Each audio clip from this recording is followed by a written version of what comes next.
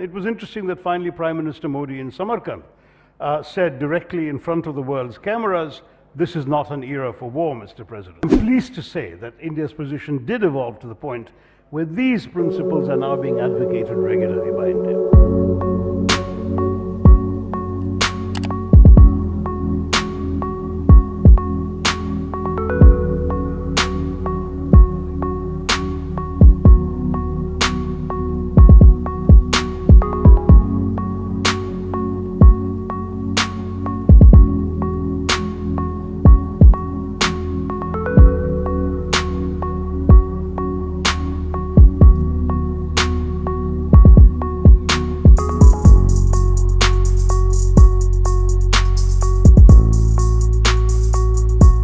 India's stance towards the war in Ukraine or the Russian aggression was not very strong and clear, condemning the Russian aggression because of historic ties, economic ties, etc. Do you see this war changing that relationship in a mid or long term?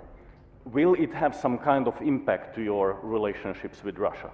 Well, I was the only member of parliament to actually speak against the Indian position in parliament because I felt that we had let down a number of the principles that we've always stood for since independence, especially in our first few statements at the UN. The first 2 or 3 speeches, we didn't mention sovereignty of a member state, we didn't mention the inviolability of borders, we didn't mention the word invasion or the word war, we didn't talk about the inadmissibility of the use of force to settle international disputes. Now, all of these things are things we have said time and time again on every conflict for the last 75 years, and suddenly we didn't say it, and that I thought was an abandonment of principle. I'm pleased to say that India's position did evolve to the point where these principles are now being advocated regularly by India. Why was India reluctant to take a stand against Russia? I'd say there was some practical politics involved. India's had a long relationship with Russia and before that the Soviet Union, which was a strong backer of India on issues that mattered to us. Kashmir at the Security Council, for example. The Russians often protected us against hostile action by other powers. There's a long series of IOUs there. There's a defense relationship. The Russians are prepared to sell us weaponry that the West was not in the 60s and 70s. And so that weaponry now at one point at peak was 85% of all of India's defense equipment. Now it's come down to about 45% because India has been diversifying. We get arms from Israel, America, France, and so on. But the fact is that 45% is still a lot, and what exists needs to be serviced, needs to be repaired, needs maintenance, needs parts. So you don't suddenly disrupt your relationship with a supplier of all those essential things.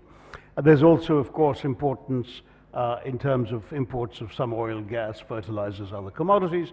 So it's a relationship with some substance that India did not want to lightly dismiss by completely taking a hostile stand.